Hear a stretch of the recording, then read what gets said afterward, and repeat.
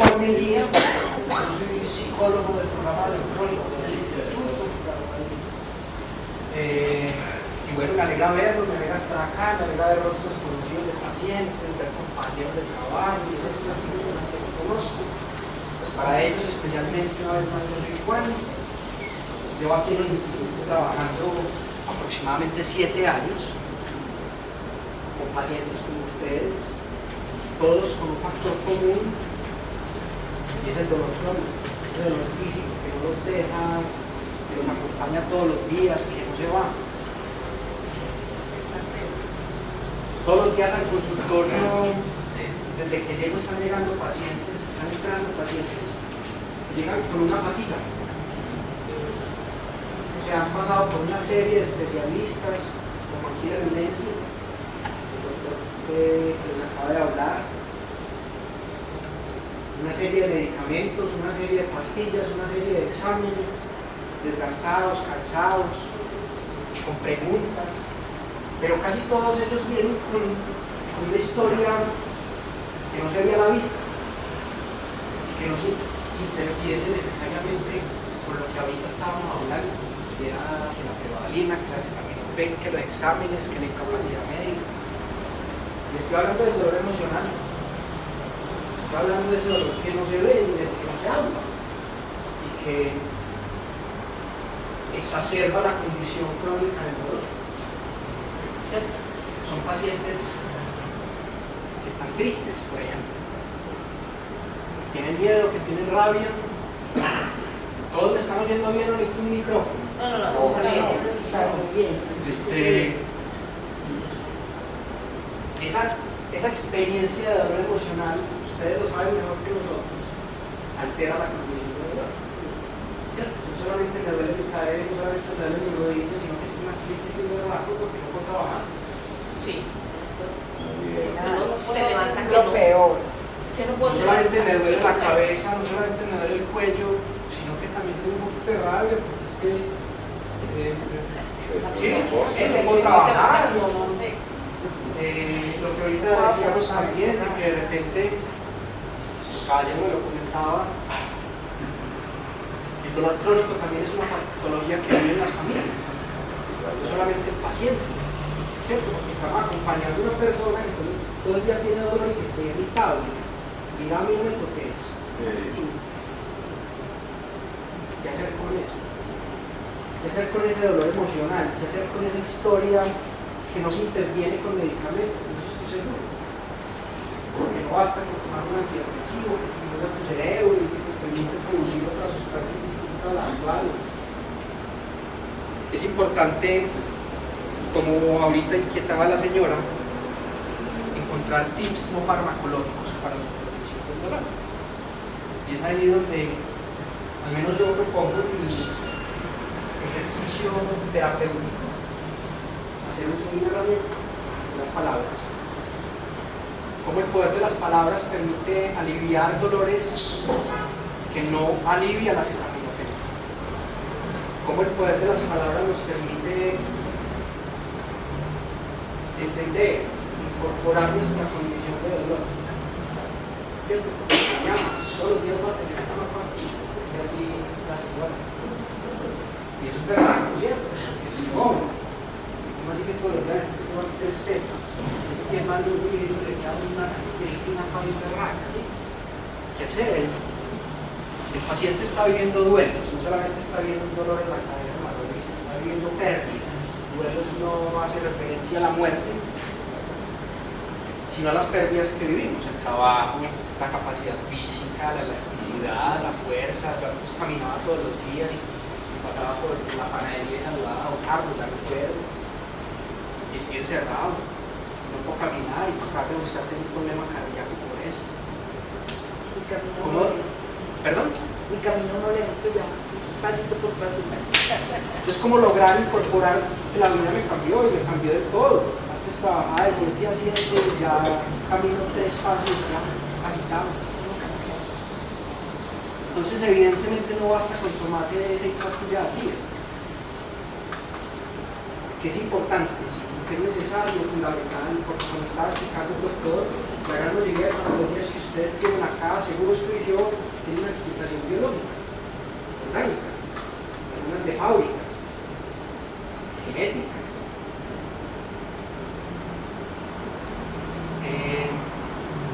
Entender que el dolor nos va a acompañar por el resto de la vida, entender que tenemos que tomar medicamentos por el resto de la vida, entender que no puedo volver a comer carnes frías, ni frutas ácidas, ni gluten, porque me altera otros síntomas, es una pérdida. Por lo menos a mí, pues que me gustan bastante esos alimentos y seguramente usted también, por uno igualitos, ¿no? Hay que hablar de esas cosas que estamos viviendo, y evidentemente el trajín de la terapia o de la consulta médica constante y cotidiana, pues no hay tiempo de hablar de estas cosas, ¿cierto? Porque el doctor está interviniendo, sí, se tiene sigue una pastilla, puedo hablar un poquito. Pero muchas veces el paciente lo que necesita es de venir. No miremos la pantalla, no miremos el IPRES, sino miremos. O sea, estoy triste, no me está viendo acá. Estoy muy cansado, estoy muy ofuscado con el instituto. Tengo mucha rabia con los doctores, con ustedes, los profesionales. El 5 minutos me despacha. Es fundamental que el instituto, para el instituto no solamente es importante intervenir el dolor crónico, el dolor físico, el dolor biológico, sino también ese otro dolor emocional. El dolor que no se ve y el dolor que no se habla, porque recordemos, como le decían ahorita, somos iguales, yo nunca digo un barrio para ustedes, y nos están diciendo siempre, están en silencio. Hay cosas de las que no se hablan en esta ciudad, ¿cierto? Hay cosas que son debajo de la mesa siempre, y una de ellas es las emociones. Aquí no se habla de la tristeza, aquí no se habla del miedo, aquí no se habla de la rabia, porque el que está triste y llora, pues está loco, es enfermo, perdón, es marica. Y eso es verdad. Eso es como entender que el que llora al muerto pues no le deja descansar, es falso. Perdón, doctor, Y el asunto... que si no es, que si es por ejemplo la mamá o una persona, por ejemplo la hija mayor, la mamá, se tiene que darle fuerza a los demás. Eso también. Exacto, o sea, si yo hablo contigo, me alegra verte acá, entonces te cargo. Entonces yo hablo y te cuento a vos que estás triste, entonces yo te estoy haciendo daño. Entonces nos acostumbramos todos a vivir con el dolor, que muchas veces de lo que nos dicen en la cosa usted tiene que acostumbrar a vivir con el dolor.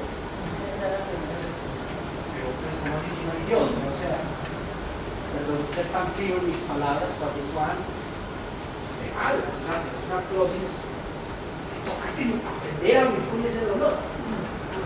Entonces, puede que eso no vaya a disminuir, pero yo estoy seguro como profesional, yo todos los días en mi ejercicio terapéutico, todos los días, el dolor emocional sí muere. En el dolor emocional sí podemos tener logros y alivio, que es distinto a la cura. Para este hombre, perdón, a ella la conozco, pero no. Yo hablo sobre lo que me pasa a mí cuando vengo aquí a desarrollar. Yo tengo una neurosis. El especialista me dice, mirando el computador porque ni lo revisan ya uno, ya ni lo revisan. Anda a la camilla, se quitas el zapato y es con la mano atrás, se llena de si vas bien, de 1 a 10, ¿cómo va el dolor? Pues, si yo vengo con una historia de dolor de varios años, ese día no tengo dolor. De 1 a 10, ¿cómo va el dolor? Yo, ese momento no tengo dolor. Pero ¿cuánto es? Yo, pues, hombre, 4. Ah, bueno, 4. ¿Sigue? Bajemos la pastilla a 1. Ya. Si tenés dolor, si no, no te las tomas. Eso no dice. Lo que Perdón. Entonces fíjense, verá que ahí no hizo una historia de dolor en la rodilla de la artrosis, sino que es que estoy más frustrada que el programa. O sea, así que siempre, hola, buenas tardes, ¿cómo está? Escala de 1 a 10, pero es una crítica, ese es el rol de los doctores, ellos están formados para intervenir síntomas. Pastillas. Ese es un rol profesional y lo hace excelente. Pero no basta. No basta, porque la historia de dolor, de dolor crónico es una historia dual. O sea, es una historia donde duele mi cuerpo, pero aparte de eso, me está doliendo el alma. ¿Qué hacer con eso? porque eso no se resuelve con neuromoduladores de dolor, ni se resuelve. ¿Cierto? No, y es que tenga, y le dicen a uno, no, es que téngalo por seguro que ese dolor usted nunca se lo va a quitar. Entonces, eso que me están diciendo que es una realidad fría y seca, tiene un dolor nuevo. Y no es que ya si lo revisan a uno, Es que estoy triste. ya ni lo toman a uno. ¿Cierto? O es que tengo miedo, o es que tengo rabia, o es que me siento con vergüenza por no caminar bien, o siento culpa. ¿Qué hacer con eso? Porque en la medida en que el paciente está en sobredosis de silencio, ocurren muchos procesos en el cuerpo. Uno de ellos, y el más básico, es digamos que estamos un poquito más tensos a nivel articular y muscular, ¿cierto? Todos hemos tenido la experiencia de que no podemos pagar los servicios. El otro día tengo un hijo humano. Pues a mí sí me pasa, no me dice usted.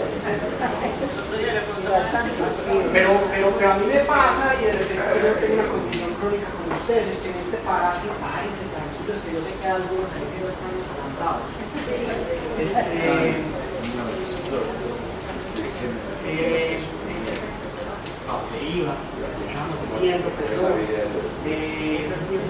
Estábamos diciendo, exacto, la tensión emocional. Entonces, ¿qué hacer con eso? Es fundamental entender que es necesario abrir espacios como este, de confianza, de respeto, yo le agregaría de cariño. A los pacientes hay que quererlos, hay que atenderlos, hay que mirarlos a los ojos, hay que salir por ellos a la sala de espera, hay que hacerle sentir al paciente que es bienvenido. El entorno seguro termina de idea porque una memoria pésima, me va a la paloma, pero espacios seguros, vínculos terapéuticos de respeto, de confianza posibilitan que los pacientes intervengan el dolor emocional. Posibilita que los pacientes puedan desnudar el alma a través de las palabras y así disminuye la tensión muscular y articular en el cuerpo.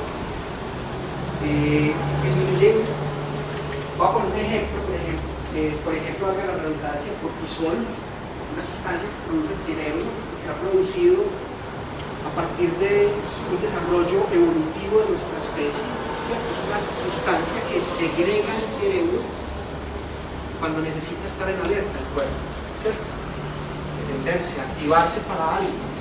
Cuando estamos en el sufrimiento del dolor, no solamente físico, sino también emocional, el cerebro empieza a segregar sustancias como esa.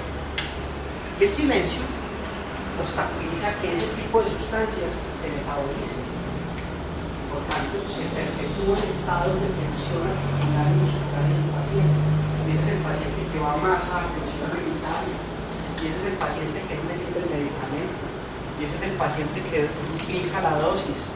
Y ese es el paciente que es un chicharrón, para que digamos las cosas como son, ¿cierto? Porque está molesto, porque está sufriendo, y porque no le sirve nada. ¿Qué le sirve a ese paciente?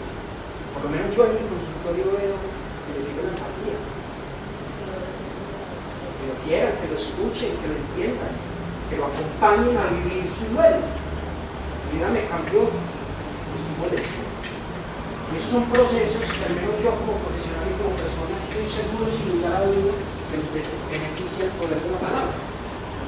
¿Ibas a preguntar algo? No, de pronto hacer un comentario relacionado a eso. Lo que hablaba yo también ahorita, de que a nosotros nos están educando, y que sé que es una tarea muy dispendiosa, pero también sería como educar a los médicos, porque por decimos, mi hija es profesional, ¿no? Porque lo consume. Digamos que estamos muy rata por el desempleo, una cantidad de cosas que digo, cuando usted lo deja el alma, el cuerpo, pero tienes al otro lado de la atención, que se llama profesional, y sé cómo es la movida, pero te imaginas cómo se sienten los otros pacientes que no tienen que y se sienten mal atendidos a la berraca. Pero precisamente para eso son estos espacios, porque es un espacio que, como dije al principio que los saludé, me alegra ver que no solamente hay pacientes, porque hay colegas. Y es importante que nos miremos al espejo y es importante que nos escuchemos, no solamente que ustedes nos escuchen a nosotros, sino escuchar la experiencia terapéutica de ustedes, que les hace falta, por Dios. Y fíjate lo que me están diciendo, me duele más el alma que cualquier otra cosa, ¿no? Son muchos los pacientes que llegan habiendo entendido que me va a doler todos los días, pero no logro entender por qué estoy tan triste diario, Juan, no me puedo hacer nada, no me quiero bañar. Ese tipo de sufrimiento, vuelvo y repito, se logra aliviar en la medida en que el paciente habla de lo que no habla con nadie. Habla de ese dolor cognitivo que vivimos todos. Estoy hablando de ese radio interno que tenemos todos, ¿de acuerdo? Esos pensamientos reiterados. Por ejemplo, yo sufro de esa vaina. Estaba pensando en esta cosa, no tengo así, no me podía nada, y me suenan las manitos y le decía, pero son fenómenos naturales, o sea, somos seres humanos. Es completamente normal tener susto, la pérdida de algo, la incertidumbre de qué va a pasar. Amar ahí sentado y se van las manitos, se van a estar sonando, estoy aquí. Ya les estoy contando a ustedes que están orgullosos. Y pongo eso en palabras y lo puedo entender, y lo puedo asumir. Y puedo tomar mejores decisiones en función de ese tipo de sufrimiento. Entonces, el silencio genera dolor cognitivo, decía ahorita, lo voy a decir distinto. Estados rumiantes, donde estamos repitiendo, ¿se acuerdan que las vacas mastican el alimento mucho? Están rumiando el alimento, eso también sucede a nivel de pensamiento. A eso lo nombra la ansiedad, le dan ese rótulo, ¿cierto? Pero es una condición natural que todos los seres humanos vivimos, es una patología, pero tiene consecuencias. Una de ellas es que empiezan a aparecer distorsiones cognitivas. Yo no voy a ser capaz con esto, Juan. Y me desesperanzo, y me anticipo, y catastrofizo. Y el cuerpo ve, paga la factura. Entonces, también va uno y la directiva médica no les aceptan al médico darle el examen tal o una revisión tal, no les permiten buscar cosas. Vea, yo llevo 8 años con este dolor. Aquí en la pierna izquierda. Apenas hasta hace un mes y medio me vinieron a hacer un bloqueo. Hace un mes. Llevo 8 años y eso me tiene jodido. Se me acabó la vida, se me acabó la mecánica, se me acabó todo. Ya. Porque mucho médico va uno, no. Vea, acetaminofén. Era lo que decía ahorita, es necesario intervenir. O sea, si vos dejas de tomar acetaminofén, yo te garantizo mirándote a los ojos locos que tapo el labio apadito, porque no para poder mover como te está moviendo el movimiento. Pero no basta con eso. Fíjate que hay una fatiga, hay un desgaste que te ha tocado dejar cosas en el camino, como tu trabajo, probablemente tu pasión, tu mecánica. ¿Cierto? ¿Cómo lograr digerir esa historia de vida en la vida? Es fundamental la salud mental. No, por eso, y a veces las directivas médicas de las EPS no les permiten a los médicos un buen desarrollo de medicina. No, vea, necesitas acetaminofén, hágale, y la cita viene dentro de 2 meses. Otra acetaminofén, ya así me la paso. Entonces hay que complementar el tratamiento, porque pareciera que es una realidad completa. ¿Sabe el nombre tuyo? Hernán Zapata. Hernán. Nosotros nos conocemos, Creo que... Yo estoy seguro. Creo que lo he visto. Entonces Hernán nos está contando una historia de cómo a las pastillas no le es suficiente. Al médico yo sufro artritis hay otro tipo de dolor. y al médico me da droga hace más de 10 años. De la salud mental lo que busca, el programa de psicología y el programa de salud mental del instituto lo que busca de alguna manera es complementar el tratamiento de ustedes. Perdón, doctor, yo le hago una pregunta. Si nosotros estamos, por ejemplo, escuchando la ENA y sabemos que la medicina neural sirve, en vez de estarle nutriendo a uno el cuerpo con tanta pastilla y sabiendo que es más posible que una médica que ayuda con un dolor a través de la medicina neural, también cuánto más se van a los gastos en tanta pastilla. A mí me parece que pues que esos son directivas, pero directivas para poder tomar como la determinación. Pero si estamos aquí, todos los pacientes estamos cansados de consumir tanta pastilla, porque es que la pastilla me tiene el colon. Yo me dejo con el estómago inflamado por la pastilla. Entonces, ¿por qué no incrementar un poquito más, bajar los costos de la medicina que está haciendo tanto daño en el estómago y elevar un poquito el gasto en la medicina neural, como dijo la señora? Igual yo considero, perdón, qué pena, igual yo considero que usted como psicólogo y la médica de neural, eso hace un complemento. Entonces, ¿qué pasa? Si se une usted con extra, entonces ya viene que uno empieza a consumir menos medicina, porque la medicina, la verdad, yo nunca sufrí el colon, y a mí me puso a sufrir más la pastilla que el chicharrón que me come. Se vuelvo y repito, los voy a interrumpir un poquito en las palabras, porque creo que es importante también cerrar las mías. De eso se trata estos espacios, Sí. de que el tratamiento que ustedes reciban no solamente sea un tratamiento clásico farmacológico, sino que también nos podamos apoyar en las terapias complementarias y que el instituto y ustedes como pacientes puedan ver el valor que tienen las terapias complementarias. Yo no voy a hablar de la terapia neural porque no tengo maestría ni estudios, tengo que ser honesto, pero yo estoy seguro que la psicoterapia, que es mi especialidad y mi pasión, beneficia la calidad de vida de mis pacientes. Yo estoy convencido porque todos los días lo escucho, como los pacientes que llegan al consultorio y tienen una estabilidad emocional, me están contando una historia. Juan, dice, yo como un perro, Juan, estoy mejor. Juan, la situación económica, hermano, porque me tocó retirarme del trabajo, está difícil. Juan, pero estoy tranquilo y estoy pensando en botarme unas empanaditas con la mujer. Son pacientes que empiezan a tener una mejor inserción social, una mejor calidad de vida en su familia. Y eso se beneficia, vuelvo y repito, permítanme la terquedad terapéutica y también personas a través de las palabras. Que sea esta una invitación para ustedes, los pacientes, pero principalmente para el Instituto Colombiano del Dolor. Abrir espacios de diálogo. Es necesario escucharlos. Es necesario entender que aquí estamos no solamente con una necesidad del cuerpo, sino también emocional. Yo te hablo ahí. Espero, déjame cierro, espero haber sido claro en mis palabras. Y si no es así, quisieran un par de preguntitas cortas, no mandan embalar 3 minutos de ansiedad que les conté ahorita. Te escucho. Yo creo que sí, es muy, como te digo, sí es que uno escuche como esas palabras del médico, es muy bueno, porque es que yo, por ejemplo, tuve un ortopedista, o tengo el ortopedista que me atiende, y yo voy con él, y ni me mira, sino confiesa, y ni siquiera me mira, ¿okay? No me dice cómo estás, qué te pasa. Entonces, ojo. Entonces uno como que ya. Yo llamado a informar eso. O sea, cuéntenlo, no está mal. Si ustedes buscan en los proyectos que hay en las admisiones del instituto, se van a dar cuenta que hay un proyecto que dice deberes y derechos de los pacientes. Sí. Usted tiene deberes, hay que llegar cumplido si no da tiempo, usted tiene que pagar un copago. Usted tiene derechos y uno de ellos es informe al instituto que usted no está satisfecha con la atención.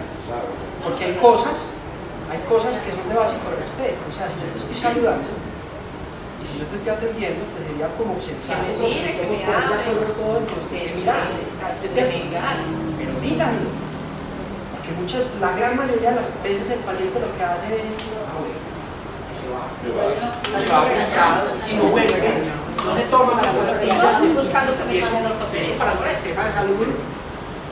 ¿Sí? Entonces, vuelvo y repito, que este sea un llamado para que hablen, para que digan, hay usuarios de sugerencias y no es poner una queja.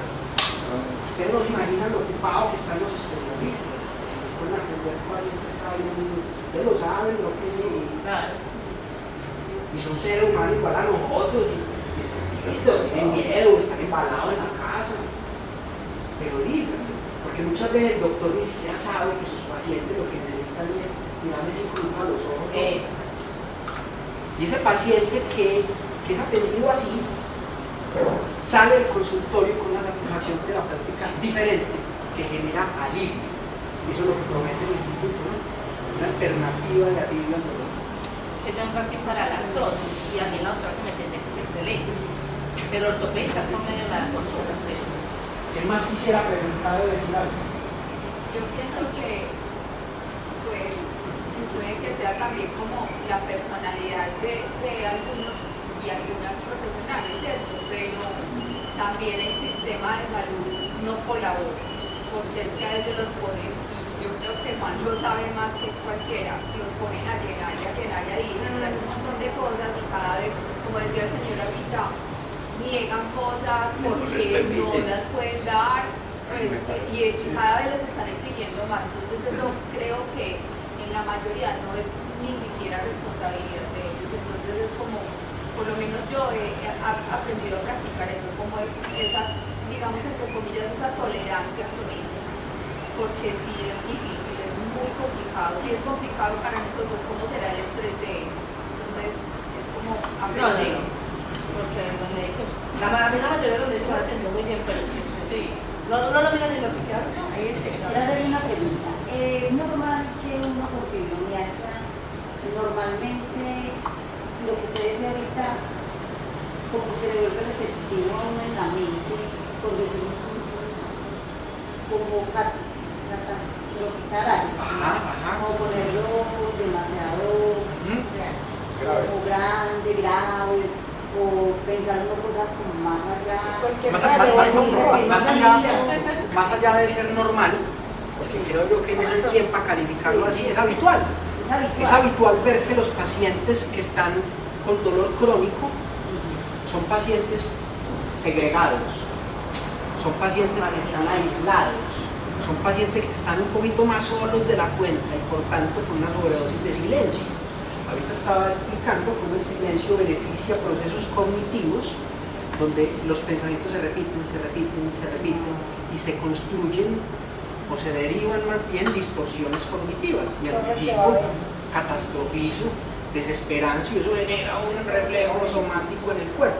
¿Sí? Y también tiene que ver muchas veces como la familia, el entorno de amigos, porque a veces se estigmatizan mucho. Es que eso es psicológico. Es que eso es... De verdad, se queja mucho. Es que se queja demasiado. No, es que no, o sea, se les hace muy fácil opinar de un tema que quizás ni siquiera sepan. Entonces, ojo, qué bueno que lo decís porque se me va olvidando.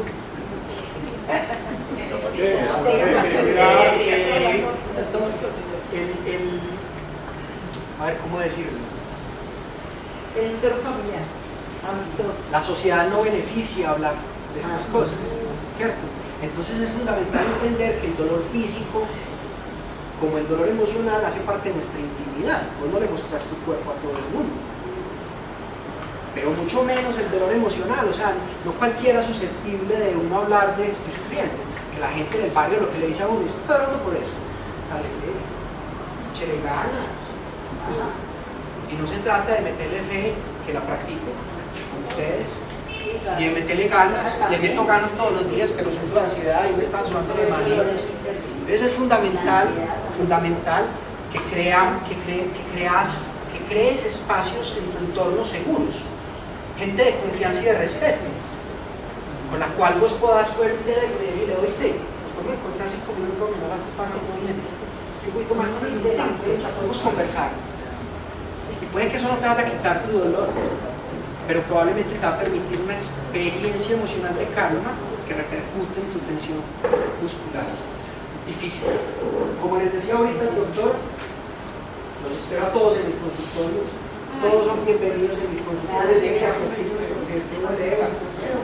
pero mi trabajo con ustedes, mi respeto es al servicio de todos en el instituto y en lo que yo pueda servir, estaré a disposición. Muchas gracias. Yo quiero saber si hay inyecciones para reemplazar esas pastillas. Porque si las pastillas son ¿Cuál es tu diagnóstico? Vale. Entonces, perdón, como decía el doctor, tienes una condición que implica la necesidad de un apoyo farmacológico. Me pegaron la rodilla, me quitaron la rótula y me pusieron una de titanio.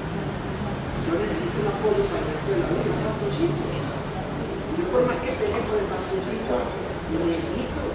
Tengo una condición, una realidad que implica un apoyo. En el caso de la fibromialgia y del dolor crónico, existe una realidad donde las pastillas te van a seguir acompañando. Ahora bien, ¿cómo complementar esas pastillas? Ahorita lo estamos con eso. Inyecciones, no sé, tengo que ser honesto, humilde y ignorante en esto, no sé, yo puedo preguntarlo, probablemente sí, probablemente hay pastillas que se pueden tomar en jarabe, probablemente hay pastillas que se pueden a través de otro tipo de vías, pero quizás una infusión directamente con el médico. Ahora, hable. El enemigo número uno del paciente crónico, créanme que yo no los engaño, es el silencio. Siempre que el paciente crónico logra romper el silencio como única vía de vivir su sufrimiento, es un paciente que cuenta en el contacto con el